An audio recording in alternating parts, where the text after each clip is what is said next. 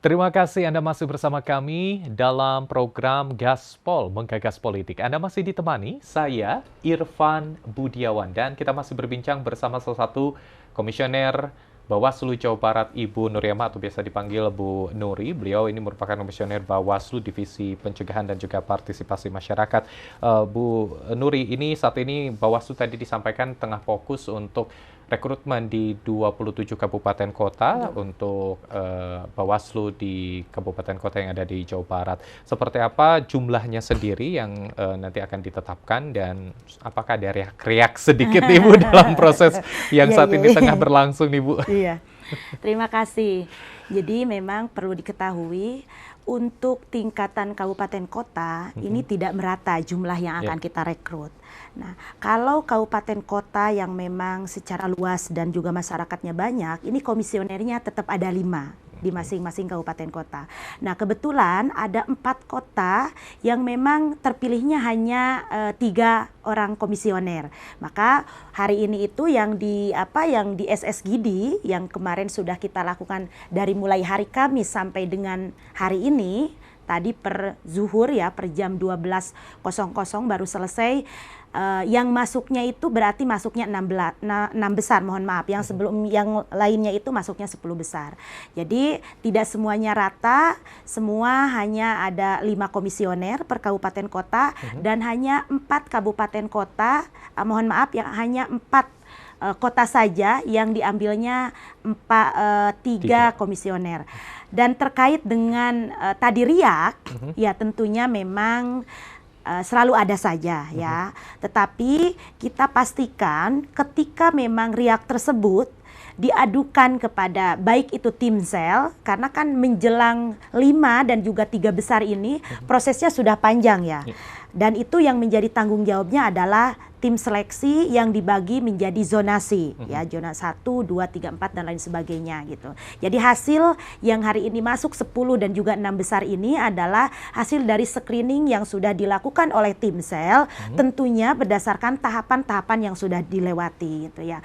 Nah, kembali kepada fokus pertanyaan tadi, sampai detik ini riak itu ada, tetapi selama riak itu disampaikan dengan prosedur yang benar, baik itu ke timsel maupun ke kita melakukan adanya bentuk klarifikasi ya. Jadi bentuk klarifikasi apa yang memang disampaikan secara formal dan juga prosedural kepada kita itu dipertanyakan kepada kembali kepada satu-satu ataupun memang secara kelembagaan yang ikut kontestasi pada pemilihan komisioner kabupaten kota yang berjumlah 27 tersebut. Oke, baik. Jadi dari 27 kabupaten kota, ini ada yang berjumlah 5 komisioner, masing-masing kabupaten kota untuk Bawaslu, dan juga ada 4 kota yang hanya memiliki 3 komisioner, Bu ya. Ini 4 kota mana saja nih, Bu?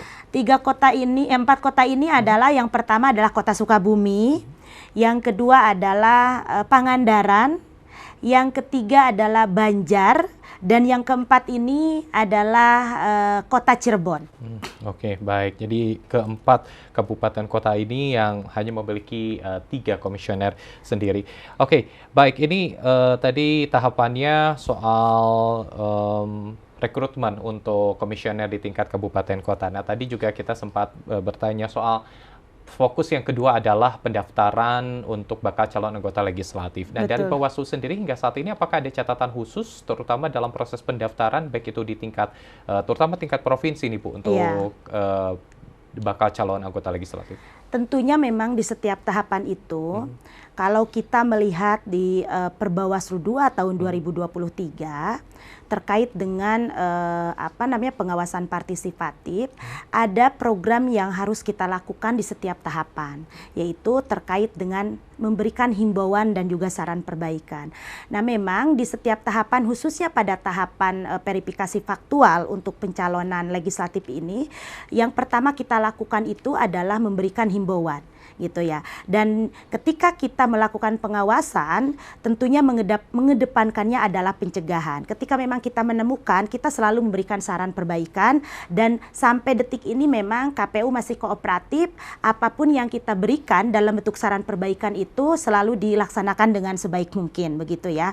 Dan memang hari ini kan baru verifikasi faktual, jadi memfaktualisasikan dari administrasi yang sudah disampaikan oleh partai politik terkait dengan calon yang akan mereka jadikan ditetapkan, begitulah kira-kira ya. Tentunya yang menetapkannya adalah KPU itu sendiri. Dan kita kemarin sudah menyebar bersama dengan KPU, misalkan memastikan terkait dengan ijazahnya, gitu ya, dan lain sebagainya. Dan ini masih proses itu, gitu. Jadi nanti ketika memang sudah selesai, baru kita akan melihat apakah secara prosedur, gitu, apakah secara substansi ini ada yang dilanggar atau tidak.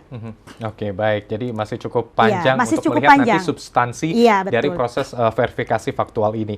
Nah, ini soal verifikasi juga yang menjadi perhatian adalah soal daftar pemilih tetap, terutama Provinsi Jawa Barat, dan juga ini sudah ditetapkan, Bu ya, bahkan sudah di angka terakhir yaitu di 35,7 juta, Bu ya, untuk Provinsi Jawa Barat sendiri. Nah, ini bagaimana Bawaslu melihat penetapan DPT ini? Ya, sebenarnya kalau penetapan DPT ini, bicara DPT ini walaupun sudah ditetapkan, ini tidak bisa berhenti sampai di situ. Karena ini kan berbicara pertumbuhan manusia ya. Yang namanya orang meninggal, kita tidak bisa melarang, begitu ya. Orang yang naik umurnya misalkan dari 16 dengan 17, atau juga perubahan profesi dari TNI dan juga Polri, seperti itu. Ada yang masuk, ada juga yang berhenti gitu. Jadi untuk pengawasan DPT ini akan terus berlanjut sampai pada pemungutan dan penghitungan suara, begitu ya. Tetapi yang perlu menjadi catatan, ketika kemarin kita sudah melakukan penetapan DPT sampai dengan keluarnya angka yang tiga tadi disebutkan, memang ada catatan khusus untuk KPU ini, Kang. Yang pertama adalah kita selalu memastikan agar yang pertama itu selalu transparansi, khususnya pada proses tadi pemutahiran data terusan yang akan selalu kita mutakhirkan, dan kalau kami ini akan selalu mengawasi itu, dan juga tidak hanya terkait prosesnya tapi juga harus substansinya ini juga memang sesuai dengan regulasi. Itu yang pertama. Nah, yang kedua, kita juga kemarin meminta kepada KPU agar setiap himbauan dan juga setiap saran perbaikan kita ini ditindaklanjuti oleh KPU, khusus pada persoalan DPT ini. Yang keempat adalah KPU juga perlu berkoordinasi dengan KPU tingkat kabupaten kota terkait dengan pemutakhiran data, khususnya pada level surat keterangan kematian, agar kabupaten kota ini berkoordinasi dengan stakeholder, atau dalam hal ini Disduk Capil, ini harus didorong, gitu ya.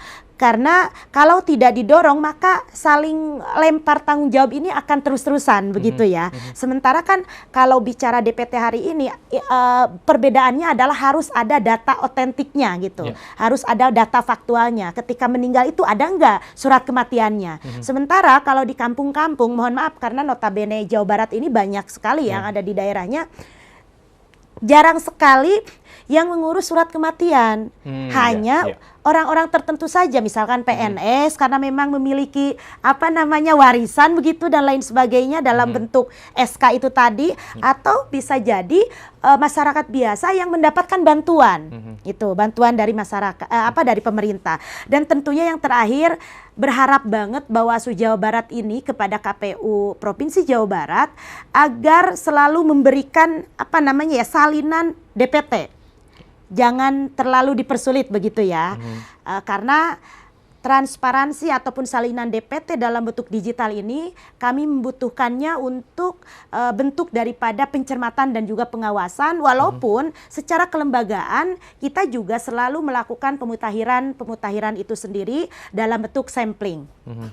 Oke, baik. Nah, ini soal transparansi, lalu juga seperti apa juga penetapan DPT ini harus sesuai dengan regulasi. Ini juga menjadi catatan Bawaslu dan juga soal kemudahan dalam memperoleh data dan informasi Iya, mengenai akses DPT data. ini, Bu ya, Iya. oleh pihak Bawaslu. Nah, nanti kita akan lanjutkan perbincangan kita. Ada satu yang menarik adalah seperti apa catatan Bawaslu terutama untuk pemilu di 2024 ini kalau kita bandingkan di pemilu 2019 dan seperti apa juga pengawasan nanti ke depannya soal tahapan-tahapan lainnya, salah satunya adalah soal biasanya yang paling menarik soal kampanye. Nanti kita akan Oke. singgung sedikit, namun kita akan jeda. Tetaplah bersama kami dalam program Gaspol Menggagas Politik.